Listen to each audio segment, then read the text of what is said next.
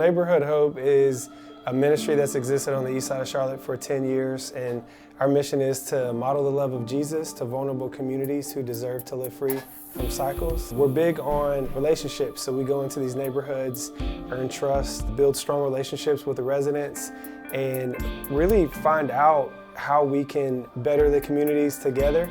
Obviously through the love of Jesus. We go into the neighborhoods, which sometimes can be dark places spiritually, right? There's obviously a lack of fathers and violence. So when we come in, we do Bible studies in all of our programs. That's why in our mission statement we say that we model the love of Jesus. So we want them to see us loving them, loving each other, opening up the scriptures together by exposing themselves to us like we expose them to Jesus, which, change happens. COVID was, I think it's been really tough on them. The housing authority, they took the basketball goals down in the neighborhoods. We had to basically shut down all of our programs. Pre-COVID, we had basketball programs, cooking classes.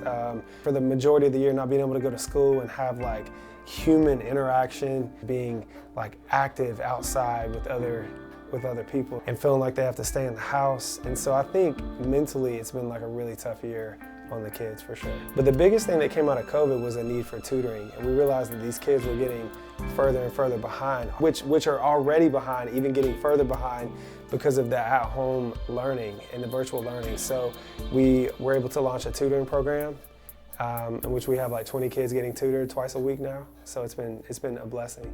I think my challenge to the men at the conference has to do with Isaiah 58. And basically what God says is a true fast is when we fight for those who can't fight for themselves. So we give the shirts of our back, or we go to the people who are, chained by cycles and we help fight with them. And the Bible makes these promises to us that go, that a light will break forth out of us, that healing will come quickly, that he'll answer our prayers faster. So as we go into these communities, we realize that yeah, they need us, but also we need them. And there's this mutually beneficial relationship that forms that I want to challenge the men in the room that you will find purpose volunteering and mentoring with these kids. But at the same point, yes, you'll help people, but also they'll take you places that you wouldn't go if you didn't have them either. So I really feel like God does stuff in us as we go